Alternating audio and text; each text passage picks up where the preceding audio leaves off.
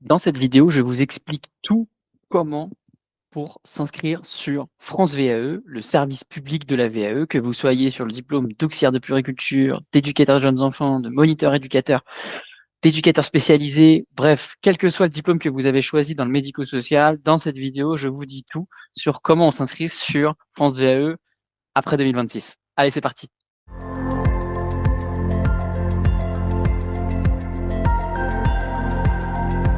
Alors, déjà, pour tomber sur France VAE, vous avez juste à taper dans la barre de recherche de votre navigateur préféré, France VAE. Vous allez tomber sur cette page, le service public de la VAE.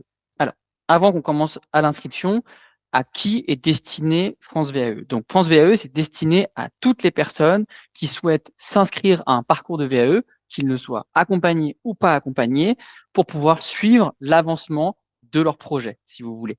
Sur France VAE, vous n'allez pas financer votre parcours, mais par contre, c'est là où on va envoyer votre livret 1, on va envoyer votre livret 2, etc. Voilà, c'est vraiment pour le suivi administratif. Il y a une typologie de personnes pour qui c'est pas France VAE qui est la solution, c'est pour toutes les personnes qui sont dans le public. Si vous êtes dans le public, vous ne pouvez pas vous inscrire sur France VAE. Vous allez voir d'ailleurs quand on va faire un simuli d'inscription, quand vous êtes dans la fonction publique, vous ne pouvez pas. Donc, si vous êtes aujourd'hui là dans cette vidéo, que vous êtes dans la fonction publique, si vous souhaitez vous inscrire à une VAE, allez prendre contact directement avec le service des relations humaines de votre mairie ou de votre hôpital ou quoi que ce soit. Voilà. Donc, allez, c'est parti. Une fois que vous arrivez sur cette page, vous avez différentes informations. Voilà, vous avez un petit panneau qui vous rappelle le nombre de certifications, etc. Vous avez commencé votre parcours VAE juste ici. Et donc, nous, on va pouvoir cliquer juste là. Mais alors, vous avez plusieurs manières de créer un compte, si vous voulez. Déjà, la première chose, vous pouvez cliquer sur commencer une VAE ici. Voilà. Vous pouvez aller sur candidat. Voilà, vous allez pouvoir rechercher un diplôme, etc. Il y a des éléments qui ne sont pas pour vous, donc c'est pour les professionnels. Vous avez un petit espace d'information. Ça, je vous conseille de lire différents articles. Si les mots que je vous ai dit juste avant, livret 1, livret 2, etc., ça ne vous parle pas, allez lire les articles avant de vous lancer, c'est important. Mais donc, du coup, nous, on est candidat à la VAE. Donc, on peut se mettre ici. Voilà, vous avez aussi se connecter, candidat, etc.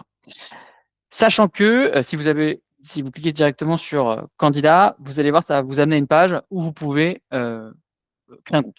Voilà. Alors moi, je vais me déconnecter, bien sûr, parce que sinon, ça ne va pas marcher. Et voilà, vous allez arriver ici où vous pouvez rentrer vos identifiants, mots de passe, etc. Donc, nous, on se demande plutôt commencer votre parcours VAE. Alors, la première étape, c'est est-ce que votre VAE, elle est individuelle ou est-ce qu'elle est collective? Alors, ça, c'est pas si est-ce que vous êtes accompagné ou pas accompagné. Les VAE collectifs, c'est souvent dans certaines entreprises, c'est pour avoir une espèce de groupe, donc c'est pour votre employeur, pour lui permettre de suivre votre parcours VAE en collectif avec d'autres gens. Alors, ça ne veut pas dire que vous allez être accompagné que en collectif, vous pouvez avoir un accompagnateur individuel, mais voilà, c'est dans le cas d'une entreprise. Donc, le cas général, c'est plutôt votre démarche est individuelle et personnelle. Voilà. C'est si votre entreprise vous le faites, enfin si l'entreprise a été spécifique là-dessus, vous cliquez sur VAE collectif, mais en général ils vous l'ont dit. S'ils vous ont rien dit, votre VAE, enfin votre démarche est personnelle, VAE individuelle du coup. Allez, c'est parti. À partir de là, on rentre dans la deuxième étape, choisir le diplôme qui vous correspond. Alors là, du coup, vous avez une barre de recherche, vous le voyez, où vous pouvez taper le nom du diplôme que vous cherchez. Donc là, par exemple, je vais taper auxiliaire et vous avez les différents. Donc là, par exemple, on a auxiliaire de puériculture et auxiliaire de vie. Mais par exemple, on pourrait faire éducateur. Hop, pardon, j'efface ça. Éducateur. Oula, ça bug un peu. On va revenir en arrière. Voilà. Éducateur spécialisé. Tac. Et vous avez bien le DE d'éducateur spécialisé. Voilà. Bon, là, je voulais vous montrer que vraiment, ça peut être n'importe quoi. On va choisir éducateur de jeunes enfants. Tiens, allez. Alors oui, pardon, un petit truc, parce que c'est vrai que si vous êtes sur le TP-IEPE, tapez intervenant éducatif petite enfance, ne tapez pas IEPE, tapez vraiment intervenant éducatif. Oh, j'ai fait une faute, pardon. Intervenant éducatif petite enfance, voilà. Bah, on va le sélectionner, comme ça on va avancer. À partir du moment où vous avez sélectionné, vous arrivez sur cette page. Donc cette page, en gros, ça résume un peu toutes les informations du diplôme. Donc c'est pas forcément des choses qui vous intéressent. Vous avez le niveau. Donc là, par exemple, sur le TP, c'est un diplôme de niveau 4. C'est la date d'expiration. Donc ça, c'est pas la date d'expiration de votre diplôme. C'est pas parce que enfin, voilà, votre diplôme il est valable à vie une fois que vous l'avez. Mais c'est que les diplômes ont des durées de vie, tous, entre 3 et 5 ans. Et au bout de 3 et 5 ans, ils doivent être renouvelés. Donc là, les diplômes sont régulièrement renouvelés. Donc si je vous prends l'exemple du diplôme d'auxiliaire de puériculture, qui est un diplôme assez présent dans la petite enfance, il a été renouvelé en 2021, en 2025, il le sera en 2029, etc. Voilà. Donc, par exemple, pour le TP intervenant éducatif petite enfance, il sera renouvelé en 2028. pas d'inquiétude pour vous. Si vous êtes diplômé, vous n'avez pas besoin de le repasser après 2028. Vous avez les blocs de compétences ici, donc quel que soit votre diplôme encore, ça je trouve que c'est super intéressant, hein, ça vous permet vraiment d'isoler les compétences les unes à la suite des autres, c'est vachement bien foutu, et c'est rare d'avoir un truc aussi bien fait, parce que si vous souhaitiez la même information sur un diplôme, d'habitude vous deviez aller vers France Compétences, trouver le site, c'est assez compliqué, et sur des diplômes comme éducateur spécialisé ou éducateur jeunes enfants, où il y a beaucoup de compétences, où du coup c'est très dur de bien visualiser tout, là au moins c'est hyper simple. Vous avez les prérequis, donc là, il n'y a pas de prérequis obligatoire. Vous avez le type de jury, voilà, et la documentation un peu supérieure. Donc les différentes trames de dossiers, etc. Donc ça d'ailleurs c'est intéressant, c'est-à-dire que si vous cherchez par exemple le livret 1 et le livret 2, vous pouvez le trouver sur France VE. Voilà, bon bref, nous on choisit ce diplôme et on peut avancer. Hop, c'est parti. Maintenant, on va choisir enfin le sujet de l'accompagnement ou de l'autonomie. Alors, pour rappel, un parcours VAE, vous pouvez le faire tout seul. Donc, vous avancez, vous remplissez votre livret 1, vous l'envoyez sur France VAE, puis vous remplissez votre livret 2, vous l'envoyez sur France VAE, etc.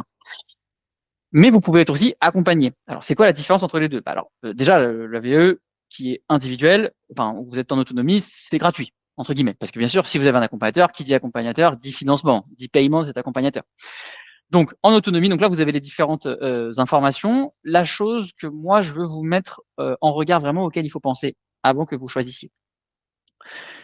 La VAE, c'est quelque chose de compliqué. Donc, en général, d'ailleurs, au tout début de France VAE, c'était le cas.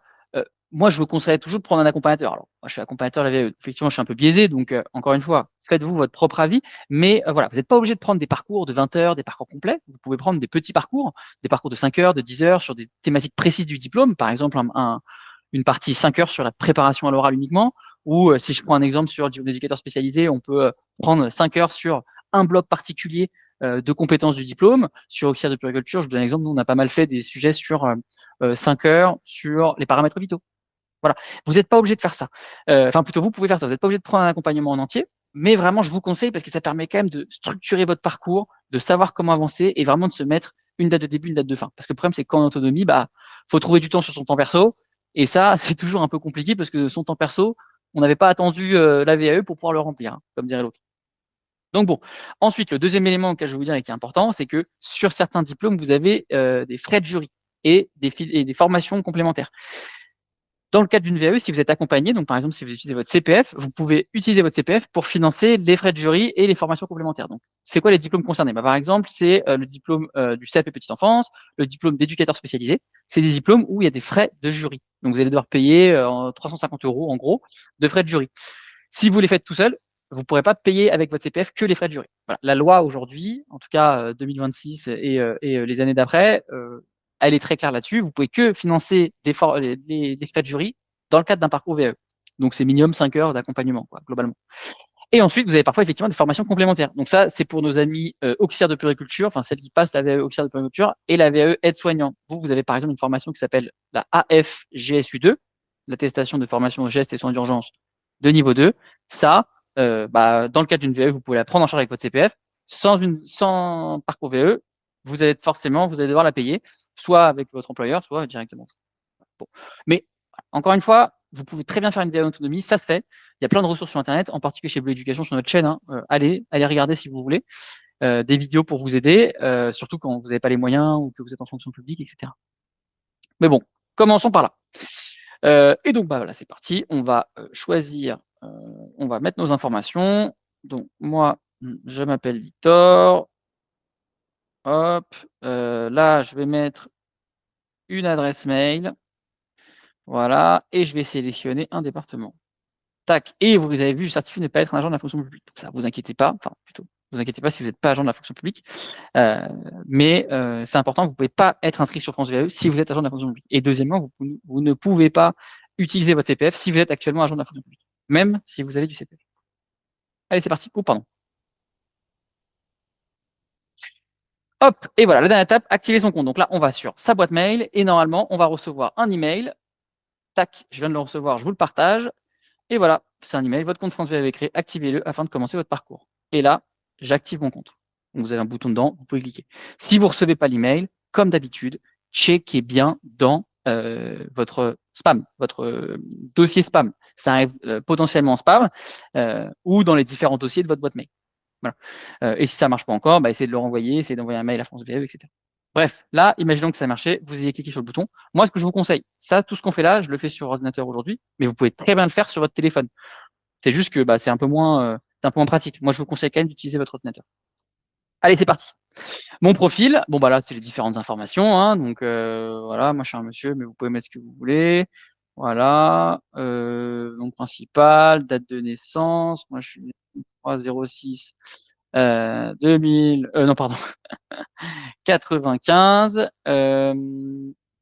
tac tac tac, pays de naissance, département de naissance. Bon, bah je mets n'importe quoi là, hein, vraiment, voilà, voilà, voilà, hop, enregistrer. Tac, mes candidatures et mon parcours. Donc là, vous avez vu, ça va très très vite, hein. Enfin vraiment, on est au début. Donc là, je suis encore dans une démarche individuelle, je le redis, c'est pas grave. Le diplôme qu'on a choisi, bah là, on rechoisit. Donc nous, on avait dit intervenant éducatif petite enfance. Ouais. Allez, bon, on peut prendre, oui, intervenant éducatif. Intervenant éducatif. Encore une fois, éducateur spécialisé, moniteur éducateur, aide-soignant, c'est la même chose, hein. Là, vous avez juste besoin de choisir le nom, hein. Choisir ses diplômes. Donc là, vous allez me dire, mais Victor, on a déjà rempli ça. Oui. On répète un peu les informations, mais bon, c'est pas très grave. Voilà, donc là, on redit qu'on veut un accompagnateur ou en autonomie. Allez, c'est parti. Sachant qu'encore une fois, c'est des informations que vous allez pouvoir modifier plus tard. Donc, vous prenez pas trop la tête. Et là, on arrive un peu sur votre espace personnel.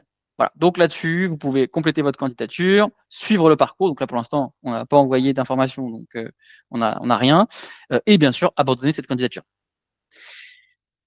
Voilà. Et donc, là, vous avez vu, le diplôme visé, c'est bon. Les modalités de parcours, c'est bon, mais on peut les modifier. Si finalement on décide de réaliser la V1 autonomie, on peut. Voilà. Et ensuite, là, les objectifs. Donc ça, c'est purement statistique, hein, c'est pas une obligation. Mais voilà, c'est pour savoir pourquoi vous voulez le faire. Vous avez le droit de faire plusieurs choix, hein. Hop, par exemple, je peux sélectionner deux choses, enregistrer, tac. Et voilà, c'est bon, ça c'est rempli. Ensuite, on va devoir choisir les expériences. Donc là, vous allez rajouter vos expériences les unes à la suite des autres. Alors, c'est pas le livret 1, ça. C'est vraiment juste des informations que vous pouvez rajouter. Donc là, par exemple, moi, bon, c'est un diplôme petite enfance, donc on va prendre un exemple petite enfance. Donc moi, je peux peut-être être auxiliaire petite enfance en crèche. Date de début, bah voilà, en 2020, par exemple, entre 1 et 3 ans. Et là, je vais raconter ce que j'ai fait. Voilà, accueil quotidien des enfants, euh, communication avec les familles, réalisation de soins du quotidien.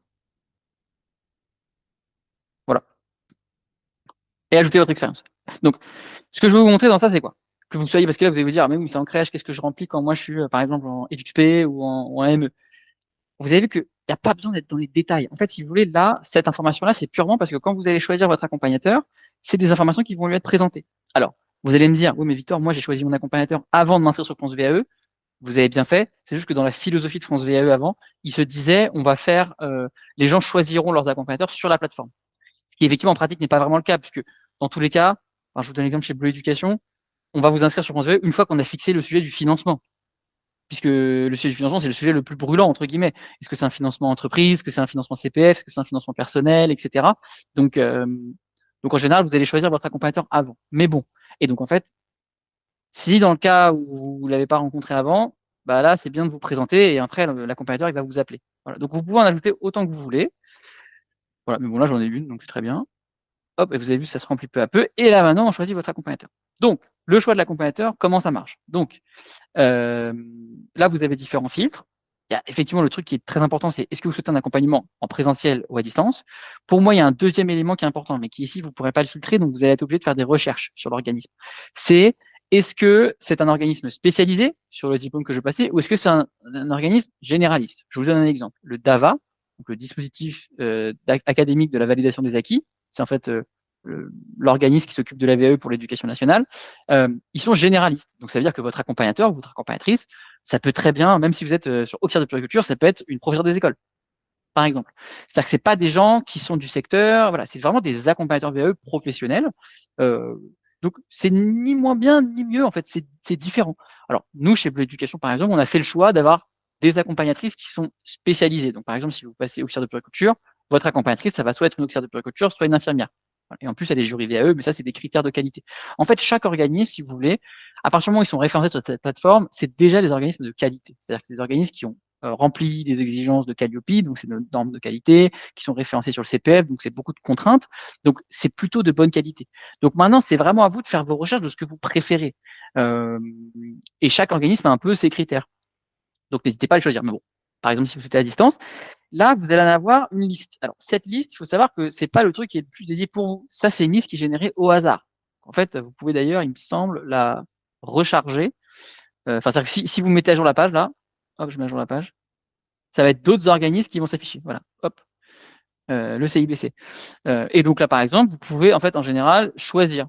Donc là, si on fait bleu éducation, hop, vous pouvez choisir. Et là, vous avez accès à notre site internet. Donc ça, c'est parfait parce que ça vous permet aussi de, hop, ok, bah, je vais visiter le site, je vois si c'est un organisme qui me convient, je discute avec quelqu'un, voilà, pour voir si ça correspond à ma philosophie à moi. Parce qu'encore une fois, l'accompagnement, donc c'est pas nécessaire dans un parcours, mais c'est quand même quelqu'un qui va vous suivre pendant assez longtemps. Le parcours VAE, ça peut durer 6, 8, 12 mois parfois. Donc, il faut que ce soit quelqu'un où vous dites, voilà, j'ai vraiment confiance et je me sens, je me sens bien. Et donc, allez sur le site, allez sur les réseaux, allez sur YouTube comme vous le faites aujourd'hui, c'est quelque chose qui peut être très utile. Bref, bon, imaginons qu'on choisit de l'éducation, et voilà. Et là, on va envoyer la candidature. On a un petit rappel des différents trucs qu'on a choisis, etc., etc. Et là, on appuie sur envoyer. Bon, là, je vais pas envoyer, sinon mes collègues ne vont pas comprendre. Mais voilà, vous avez compris l'idée. Ensuite, potentiellement, vous pouvez choisir de faire votre VAE en autonomie. Comment ça se passe sur la VAE en autonomie? Oui, je m'apprête à changer de modalité. Hop. Voilà, super. Donc là, j'ai changé de modalité. Donc bien sûr, vous avez vu, il y a il y a beaucoup moins de choix entre guillemets. Et là, vous allez pouvoir envoyer directement votre dossier de faisabilité. Parce qu'en fait, vous ne choisissez plus votre accompagnateur, ni les motivations. En fait, si vous voulez, tout le truc de motivation, d'expérience, etc., c'était quelque chose, comme je vous ai expliqué, qui avait pour objectif d'aider les accompagnateurs qui reçoivent ce qu'on appelle les AAP, les architectes accompagnateurs de parcours, euh, à mieux comprendre qui était la personne qui les contactait et mieux connaître vos expériences. Donc, si vous faites en autonomie, bah, vous avez besoin de personne. Vous pouvez directement vous concentrer sur le dossier de faisabilité. Voilà, donc là, nous, on est sur le TPI-EPE. Hop, on a la trame du dossier de faisabilité. Et là, vous avez vu, on peut l'ajouter. Et donc, du coup, bah, on va le télécharger. Voilà, c'est un PDF. Tac. Il faut savoir que les dossiers de faisabilité, c'est les mêmes pour tout le monde. Voilà. Et vous pouvez le modifier directement comme ça. Voilà. Je ferai une autre vidéo sur le livret 1, même si j'en ai déjà fait. Mais voilà, en fait, aujourd'hui, quels que soient les diplômes, le livret 1 a la même forme. C'est quelque chose de très cadré. Voilà, donc là, vous devez mettre des informations personnelles, donc ça, c'est pas très grave. Enfin, c'est pas très dur. Et après, vraiment, vous avez des expériences, où là, vous allez devoir décrire vos expériences, etc. Voilà. Je ferai une autre vidéo sur le livret 1, donc pas d'inquiétude. Je voulais juste vous montrer à quoi ça ressemble. Une fois que vous avez rempli, hop, vous l'ajoutez ici, vous ajoutez votre pièce d'identité, des pièces optionnelles, etc. Mon dossier de faisabilité est correct, et voilà, et on envoie. Et voilà. Écoutez, j'espère que ça vous aura aidé, en tout cas, pour tout comprendre sur France VAE. Si besoin, en tout cas, d'un accompagnement, eh ben, écoutez, n'hésitez pas, comme je vous ai expliqué, à étudier les différents organismes qui existent, voir ce qui vous convient le plus. Est-ce que vous préférez en présentiel? Est-ce que vous préférez en distanciel? Est-ce que vous préférez des spécialistes? Est-ce que vous préférez des généralistes? Etc. Autant de choses que vous pouvez décider. Est-ce que vous préférez un gros organisme, un petit accompagnateur indépendant? Ça dépend vraiment de votre sensibilité. Donc voilà. En tout cas, vous savez que Bleu Éducation existe. On est accompagnateur sur le diplôme. Nous, on est donc spécialisé. Donc, si vous êtes éducateur spécialisé, votre accompagnatrice sera éducatrice spécialisée, ou bien avec un master en éducation. Si vous êtes infirmière, enfin, si vous êtes auxiliaire de puériculture ou aide-soignant, ça sera une infirmière ou une auxiliaire de puériculture ou une aide-soignante, etc. Voilà. Mais encore une fois, c'est les volontés de chacun. J'espère qu'en tout cas, cette vidéo vous aura aidé pour rédiger votre livret 1. Bon courage dans votre projet de VAE et je vous dis peut-être à bientôt.